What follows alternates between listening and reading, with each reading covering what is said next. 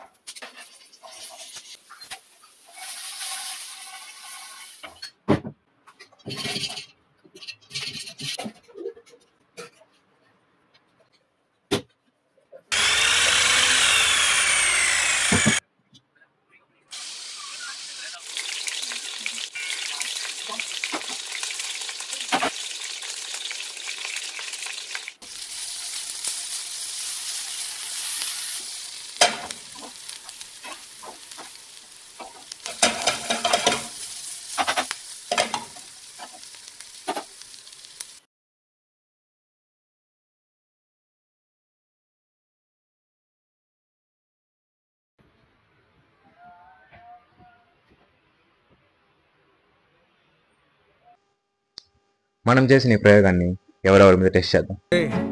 And ఎవరికైనా చూపించండి రా, వదిలేయకండి రా బాబు అని అలాగా. ఫస్ట్ ఇంట్లో నా చెల్లె మీద టెస్ట్ చేద్దాం.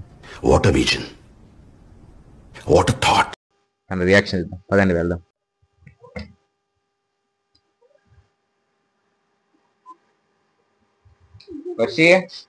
ఆడు వచ్చాడంటే పెద్ద తలనొప్పరా.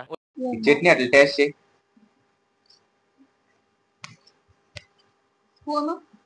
చేస్తాను టేస్ట్ చేయం కాదు. ఏంటి సార్ అది? చేస్తాను టేస్ట్ చేయం కాదు. తిని టేస్ట్ చేసి చెప్పు ఏం చట్నీ.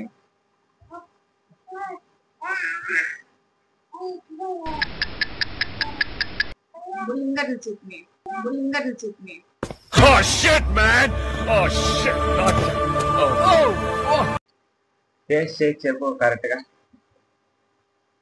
సేమ్ టు సేమ్ ముళ్ళంగడ్డలు చేసినట్టే ఉంది.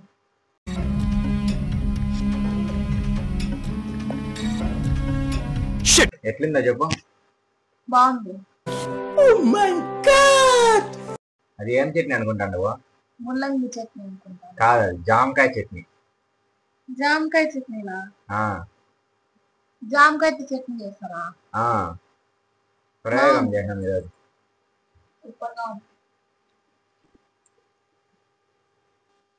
మా వీడియో కనుక మీకు నచ్చినట్టయితే వెంటనే సబ్స్క్రైబ్ చేసుకోండి. మా kitchen magic. Subscribe. Bye bye.